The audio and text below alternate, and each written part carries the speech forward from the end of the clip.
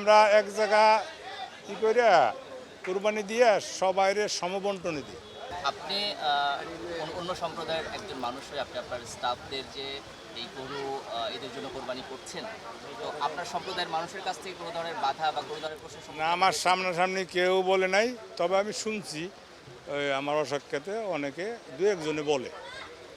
তো এটা নিয়ে আপনার কোনো প্রতিক্রিয়া আছে? না, আমার কোনো প্রতিক্রিয়া, কারণ আমার বয়স যখন 17 বছর, আমার চাচাতো ভাই ইন্ডিয়া থেকে আইছে বেড়াইতে, তো বলছে কি ভাই এই জায়গা বিফ বিক্রি করে কোথায়, বিফ খাবি তুই, তার মানে তোকে বিফের মাংসই তো সবচেয়ে ভালো, নাকি বিফ খাইস তুই?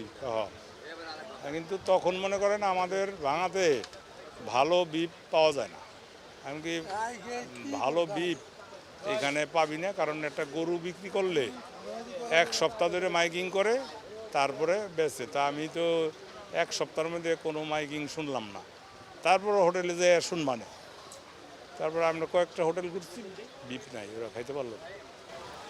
তো এই যে আপনি আপনার স্টাফদের জন্য যাদের হয়তো সামর্থ্য নেই তাদের জন্য আপনি এই গরু কিনে তাদের জন্য আপনি কোরবানি করছেন, তারা নিশ্চয়ই আপনাকে একটু অন্যভাবে দেখে, অন্যভাবে ভালোবাসে, হয়তো অন্য না, আমার সবাই ভালোবাসে। কেমন লাগে? আমার কাছে ভালো লাগে, আমি প্রাউড ফিল করি, আমার কাছে ভালো লাগে।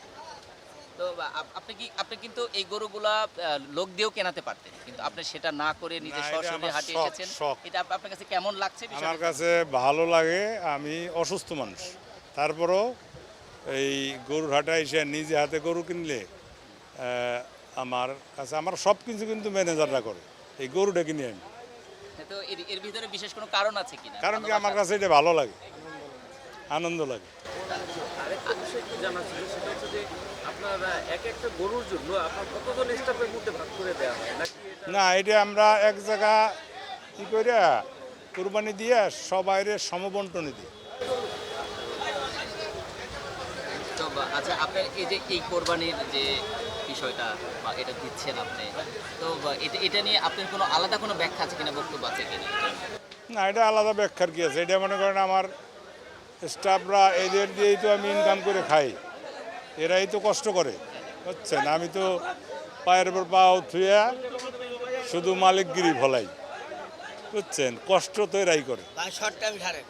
আচ্ছা, এই যে এই বিষয়টা বা আপনাকে আসলে ধর্মীয় সম্প্রীতি যেটা আমাদের মধ্যে আমরা যারা এই দেশে একসাথে বসবাস করি, বিভিন্ন ধর্মের বর্ণের বিরুদ্ধে আমাদের জন্য আসলে এই ধর্মীয় সম্প্রীতিটা আসলে কতটা জরুরি?